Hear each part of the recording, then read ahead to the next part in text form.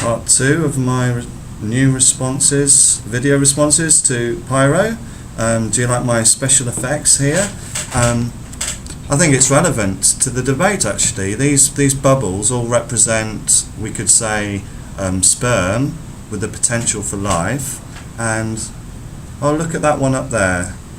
If that potential is realised, if that sperm develops as a person and becomes sentient and suffers, it's going to suffer.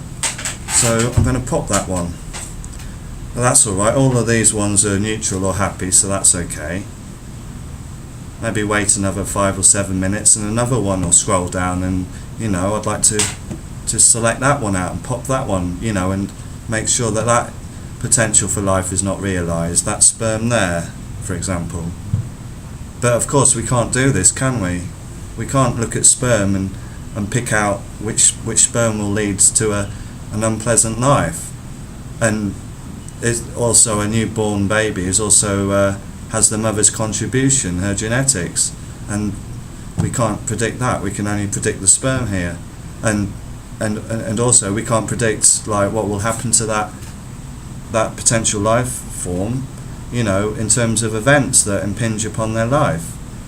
But so should we just like accept all these potential life forms and just just go ahead and just pick one randomly, as is done when people procreate? If that's not taking a gamble, I don't know what is.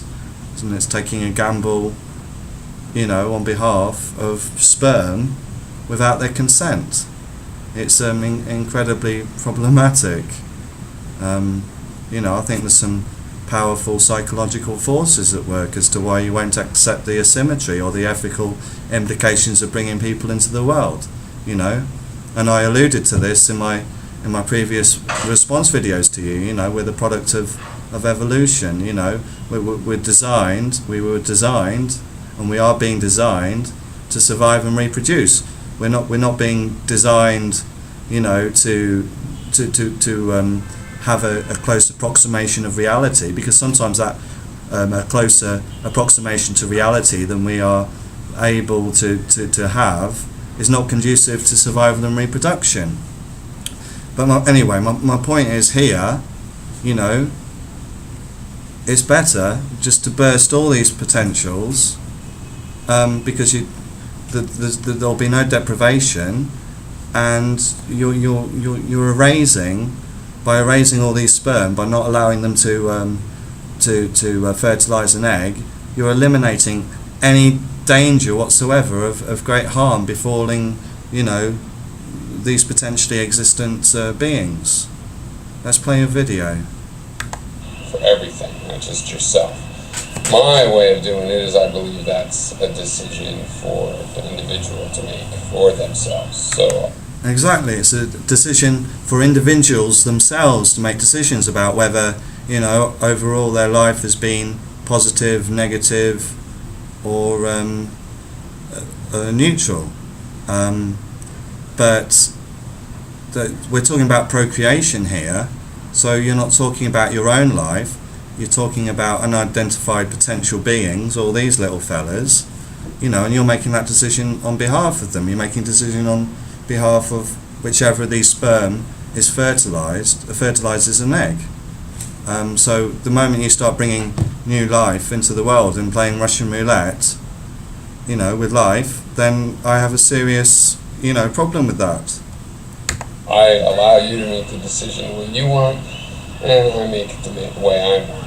Yeah, I'll make the decision for my own life, and you make the decision for your life. Fair enough. But that's not what's at stake here, in this debate. What is at stake here is, creating new life, which is unnecessary. The only conflict I would have with you, and it doesn't create any positive outcome for their, for any potential interest these sperm have, because they don't have any potential interest.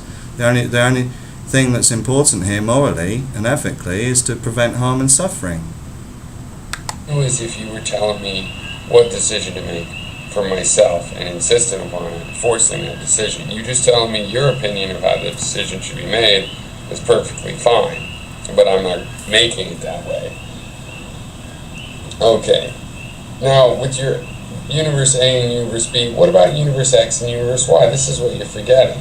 Universe X and Y are just alike, except for in universe Y, someone who is suffering in universe X is now healthy and satisfied. Is one of those objectively better? Why, yes, it's the one with the person that's satisfied, right? Isn't that better? No, because by bringing that person into existence, you were risking another sperm coming into existence who maybe wouldn't have been as fortunate, you know. So you can't pick and choose what life forms you're bringing into existence, and you have no idea what events will happen to them as a result of being brought into existence.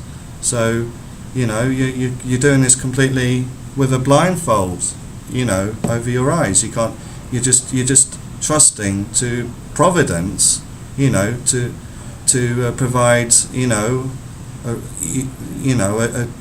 as you see it, good state of affairs, which is irrational anyway, because you can't improve the situation there is with them no one existing, because there's no deprivation and there's absolutely no harm or suffering. You seem to be able to block out all this pain and suffering in the world around you. I'm not saying you're doing it deliberately, but you know, and you're not alone at all. This is basically the mindset that people have, and the memes perpetuated by society do not in any way, shape or form alleviate this false consciousness that people have about the issues of procreation. Because in that case, the suffering person has become a happy person. So that shows there's an objective benefit. It's not dependent on the disappearance of that person. Again, cram the universe full of as many ecstatically happy people as you can conceive of. It's still no better than if they hadn't been born in the first place. I wouldn't say one was better than the other, because there's no harm that's been caused in either scenario, but you know, it's objectively that there's no one to be deprived, you know. So where is the deprivation? There's no deprivation whatsoever. I mean, you know, think of the happiest person who ever lived. I don't know who that person would be, or even if there's a scientific objective way of establishing who that person was.